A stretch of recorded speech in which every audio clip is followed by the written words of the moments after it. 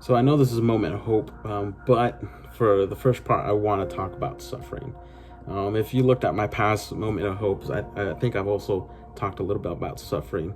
But I think there's a reason why I want to talk about this, and it's mainly because it's actually a promise that Jesus gives to us and to his disciples. So he says this in John 16 plainly: "You will have suffering in this world." That was kind of hard to read for me.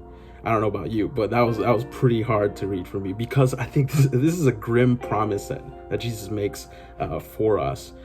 And I believe one of the reasons why he tells us this is not necessarily to be kind of grim about our sufferings, but he wants us to expect suffering in this life. I don't think he wants us to put some sort of spiritual band-aid on our suffering, or kind of be hopelessly lost in our suffering, right? But I think what he wants us to do is to keep looking at him, right? Because then he says this in that same verse: "Be courageous. I have conquered the world."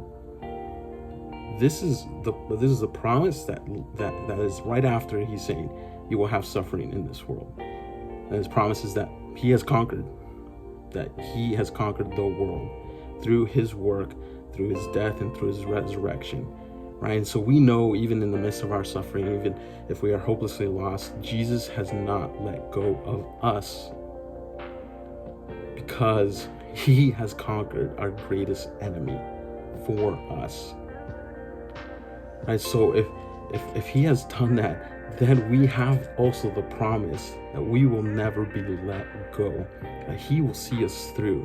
And he even says that at the end, when he is going up to heaven, that he will see his disciples, his followers, his believers, his brothers and sisters, that he will see us through towards the end, right? So if I could give you any encouragement, it's to draw near to God, to have that victorious peace in your life, even in the midst of suffering. I know it's hard. I know it's painful to go through that process, and I just want to encourage you to see the greater victory in Jesus Christ, to see this promise that he makes after that he has conquered the world.